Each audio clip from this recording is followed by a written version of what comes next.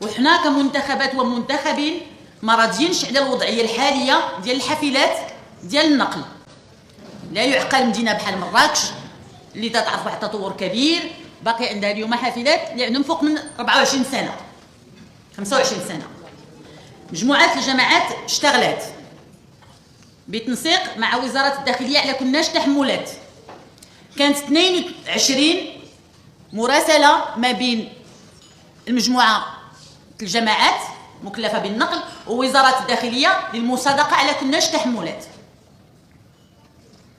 من بعد ما تصادق محليا على الصفقه تتمشي للمصادقه لهذه اللجنه اللي عطات الصفقه، داخله فيها السلطه المحليه، داخله فيها وزاره الداخليه، داخلين فيها المجالس المنتخبه، لان مجموعه الجماعات تتجاوز التراب فقط ديال مدينه مراكش بل تتضم واحد المجموعه ديال الجماعات.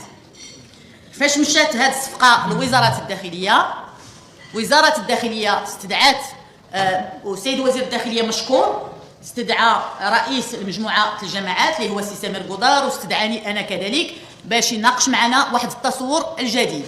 وكما تتعرفون في النطاق الجماعي حنا عندنا جزء من الاختصاص، ولكن التصور ديال الدوله والتصور وزاره الداخليه هو تصور اللي تيتفرض على المجالس الجماعيه في اطار الوصايه اللي تتمارس وزاره الداخليه على المجلس الجماعي.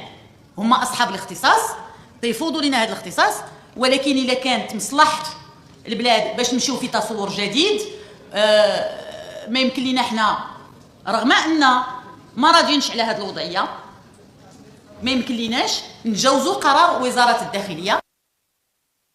عده اجتماعات اللي وعدنا به سيد وزير الداخليه باش هذا التصور والتفعيل تاع هذا التصور ما غاديش يتجاوز واحد السنه ان شاء الله باش يتفعلوا ويجيو حافلات جديده لمدينه مراكش. هادشي اللي بغيت نقول لكم، ماشي كاين شي سوء التدبير ولا كاين شي عدم رغبه ولا شي اراده ديال استمرار هاد الشركه ابدا، ثم ابدا الامور دازت بطريقه شفافه بحضور السلطات.